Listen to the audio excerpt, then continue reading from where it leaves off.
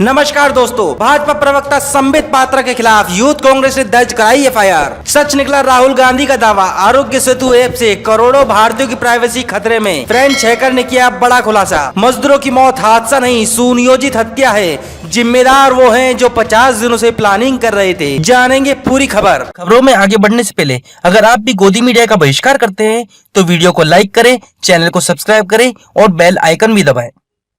खबरें अब विस्तार से। भाजपा प्रवक्ता संबित पात्रा के खिलाफ यूथ कांग्रेस ने दर्ज कराई एफआईआर। देश भर में इस समय कोरोना संकट का दौर है। हर कोई इस महामारी से देश को बचाने की कोशिश में लगा है। न सिर्फ आम लोग बल्कि राजनीतिक पार्टियां भी इस दौर में उन लोगों की मदद के लिए लगातार आगे आ रही है जिसे इस समय सबसे ज्यादा मदद की जरूरत है। इन राजनीतिक पार्टियों में कांग्रेस समेत तमाम विपक्षी पार्टियां सबसे आगे है, लेकिन दूसरी ओर सत्ता में काबिज भाजपा सरकार इस दौर में भी राजनीति में लगी है। भाजपा के नुमाइंदों द्वारा लगातार ऐसी हरकतें की जा रही है जिसे सुनकर और पढ़कर आपको अफसोस हो रहा है। सांप से ज्यादा जहरीली जुबान के लिए पहचाने जाने वाले संबित पात्रा, जो अक्सर टेलीविजन शो में हिंदुत्व का आरएसएस के ठेकेदार के रूप में दिखाई देते हैं, और जब इस कोरोना काल में राजनीति ठप पड़ी है तो अपने जहर से ट्विटर पर गंद मचाने का काम जोरों से कर रहे हैं। इस बार तो संबित पात्रा ने सारी हदें पार कर दी। उन्होंने देश के पूर्व प्रधानमंत्री रह चुके जवाहरलाल नेहरू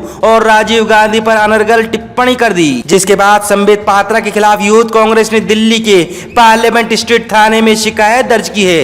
इस शिकायत में भाजपा प्रवक्ता द्वारा देश के दो पूर्व प्रधानमंत्री एवं कांग्रेस के खिलाफ अपमानजनक ट्वीट का भी जिक्र किया है। आपको बता दें, संबित पात्रा ने कांग्रेस के एक ट्वीट पर अपमानजनक टिप्पणी की है। यूथ कांग्रेस के राष्ट्रीय अध्यक्ष श्रीनिवास की बीवी ने भाजपा प्रवक्ता संबित पात्रा की इस हरकत पर अफसोस जाहिर करते हुए इस तरह की हरकत करने पर जवाब देने की बात कही है। यूथ कांग्रेस के राष्ट्रीय अध्यक्ष ने ट्वीट कर कहा है कि अगर आप ऐसी बेहुदा हरकतें करेंगे तो आपको बख्शा नहीं जाएगा। इसके अलावा श्रीनिवास की बीवी ने कहा है कि शीर्ष नेतृत्व और पार्टी के खिलाफ मानहानि वाली कोई भी टिप्पणी बर्दाश्त नहीं की जाएगी। यूथ कांग्रेस के राष्ट्रीय अध्यक्ष ने इस दौरान दिल्ली के पार्लियामेंट स्ट्रीट थाने में दर्ज कराई गई शिकायत की कॉपी भी साझा की है। आपको बता दें, भाजपा प्रवक्ता संबित पात्रा ने मध्य प्रदेश कांग्रेस द्वारा किए गए उस ट्वीट पर अपमानजनक ट्वीट किया है जिसमें कांग्रेस द्वारा लिखा गया था कि आज देश में कांग्रेस की सरकार होती तो हम टेस्ट, उपचार व्यवस्था, राहत, मदद और तकनीकी में इस दुनिया में सबसे आगे होते। आपकी जानकारी को दुरुस्त करने के लिए बता दें, यह कोई पहला मामला नहीं है जब संबित पात्रा अपने द्वारा किए गए ट्वीट को लेकर विवादों में फंसे हैं। दरअसल वह किसी भी बात का बतंगड़ बनाकर मामले को मजहबी रंग देने में जरा भी नहीं हिचकते, फिर चाहे वह मामला फरीदाबाद में आशा वर्कर्स पर मारपीट का हो या फिर एक वृद्ध मुस्लिम फल विक्रेता पर अनर्गल ट्वीट करने का हो या फिर फल विक्रेताओं द्वारा यह पोस्टर लगाए जाने का कि यह फल शॉप वीएचपी विश्व हिंदू परिषद द्वारा अनुमोदित है, जिसमें से उनके द्वारा किए गए सभी वादे झूठे साबित हुए।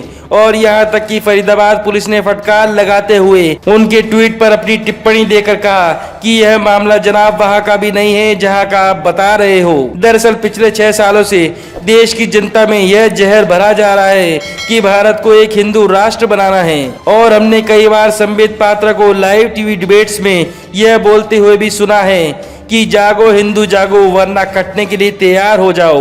दरअसल इन सब बातों पर गौर करें तो हम पाएंगे कि ऐसी अनर्गल टिप्पणी करके भारत में जहरीला वातावरण तैयार करने वाले संबित पात्रा पर कांग्रेस द्वारा की गई शिकायत हमें यह मैसेज देती है कि भारत में जहर फैलाने वाले लोगों को बख्शा नहीं जाएगा, फिर वह चाहे किसी पार्टी के प्रवक्ता हो या गोदी मीडिया के चाटुकार पत्रकार या फिर कोई गोबर भक्त, सभी के खिलाफ कार्रवाई बराबर की जाएगी। सच निकला राहुल गांधी का दावा, आरोग्य सेतु से करोड़ों भारतीयों की प्राइवेसी खतरे में। फ्रेंच हैकर ने किया बड़ा खुलासा। जी हां दोस्तों, एक फ्रेंच हैकर ने दावा किया है कि भारत का corona trekking mobile app Aarogya Setu app में एक खामी मिली है, जिसकी वजह से भारत के 9 करोड़ लोगों की निजता खतरे में पड़ गई है। साथ ही हैकर ने कहा है कि राहुल गांधी ने इस ऐप के बारे में सही कहा था। फ्रेंच हैकर रॉबर्ट बैप्टिस्ट ने दावा किया कि उन्होंने आरोग्य सेतु ऐप में बड़ी खामी ढूंढी है। रॉबर्ट ने ट्वीट करके कहा कि आरोग्य सेतु ऐप की सिक्योरिटी में खामी मिली है। 9 करोड़ भारतीय यूजर्स की प्राइवेसी रिस्क पर है। क्या आप प्राइवेट में कांटेक्ट कर सकते हैं? बता दें कि हाल ही में राहुल गांधी ने एक ट्वीट करके आरोग्य सेतु ऐप को यूजर्स की प्राइवेसी के खिलाफ खतरा बताया था। यही बात रॉबर्ट ने अपने ट्वीट में कही है कि राहुल गांधी इस आरोग्य सेतु ऐप को लेकर जो कहा था वो सही है। गौरतलब है कि रॉबर्ट बैप्टिस्ट दुनिया की जानी मानी हस्ती है। रॉबर्ट ने ही आधार लीक होने का खुलासा किया था। इसके अलावा भी रॉबर्ट ने दुनिया भर के कई डेटा लीक्स का खुलासा कर चुके हैं। ये दिलचस्प है कि राहुल गांधी की ज्यादातर बातों को बाद में ही सही माना जा रहा है, भले ही मीडिया और IT सेल उनकी इमेज से खिलवाड़ करने की भरसक कोशिश कर रही हो, क्योंकि भारत में कोरोना आने से पहले ही 1 फरवरी को राहुल गांधी ने सरकार को संभल जाने की चेतावनी भी दी थी, लेकिन सरकार ने उनकी बात को दरकिनार कर दिया था। उसका नतीजा अब हम सब भुगत रहे हैं। भारत में कोरोना के 50,000 पॉजिटिव केस सामने आ चुके हैं।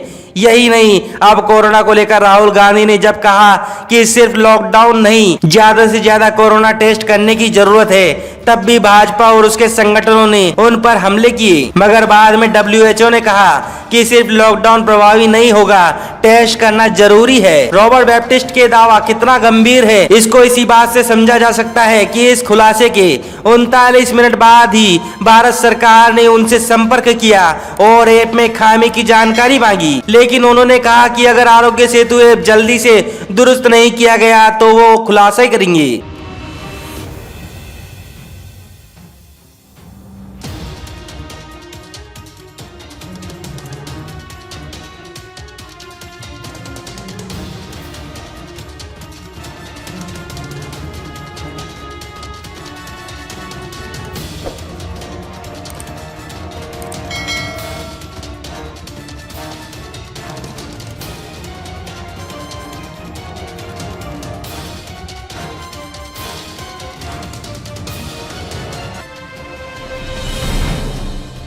मजदूरों की मौत हादसा नहीं, सुनियोजित हत्या है। जिम्मेदार वो हैं जो 50 दिनों से प्लानिंग कर रहे हैं। क्या प्रधानमंत्री मोदी अपने देश की जनता की केयर करते हैं? यह एक बड़ा सवाल है। या फिर वो जनता के एक खास वर्ग मात्र की केयर करते हैं, जो इन मजदूरों की तरह सड़कों पर भूखा प्यासा निकलने को मजबूर नहीं है। शायद वो उस वर्ग की ही केयर करते हैं जो ट्रेन से नहीं बल्कि प्लेन से सफर करना पसंद करते हैं। औरंगाबाद में 16 मजदूरों की मौत को सोशल मीडिया पर कई लोग हादसा नहीं मर्डर बता रहे हैं। ये एक ऐसा मर्डर है जिसकी प्लानिंग पिछले कई दिनों से की जा रही है। इसके पीछे जाने अनजाने में हमारी सरकार का हाथ है। ऐसा इसलिए क्योंकि पिछले 50 दिनों से लगातार ऐसी वीडियो आ रही हैं जिसमें प्रवासी मजदूर अपने घर जाने के लिए संघर्ष करते दिखाई दे रहे हैं। इतने दिनों से इन मजदूरों की पीड़ा को अनदेखा करना सरकार पर कई सवाल खड़े करता है।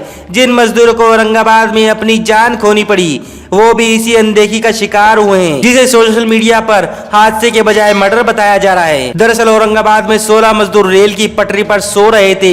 सुबह एक मालगाड़ी इनके शरीर को चीरते रोंदते हुए चली जाती है। ये मजदूर रेल की पटरी पर क्यों सोए थे? अधिकारी जवाब देते हैं कि ये मध्य प्रदेश जा रहे थे, अपने घर जा रहे थे। शरीर तोड़ देने वाली थकान के कारण मजदूर पटरी पर ही सो गए। इस थकान से शुरू हुई तकलीफ शरीर चीर देने वाली ट्रेन पर आकर खत्म हुई। लेकिन क्या लॉकडाउन में ऐसा पहली बार हुआ है जब मजदूर पैदल चलते चलते थक गए हों? क्या ऐसा पहली बार हुआ है जब उन्हें अपनी जान गंवानी पड़ी हो? जवाब है बिल्कुल नहीं। उत्तर प्रदेश के लखनऊ में श्रमिकों पर सैनिटाइजर छिड़का जा रहा था। ये सैनिटाइजर विमान से आ रहे किसी भी अमीर पर नहीं छिड़का गया। 6 मई को ट्विटर पर मनीष पांडे ने इस घटना की वीडियो शेयर की थी, जिसे देखने से साफ पता चलता है कि सरकार मजदूर को इंसान ही नहीं समझ रही।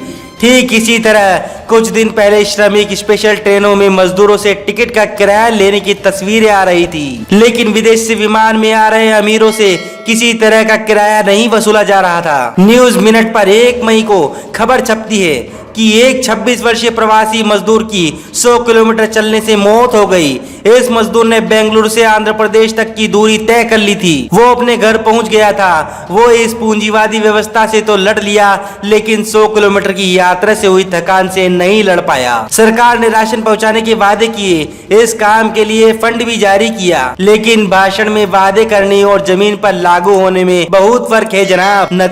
नतीजा ये था कि मजदूरों को सड़कों पर निकलना पड़ा, पैदल सड़कों पर किलोमीटरों का सफर तय करना पड़ा।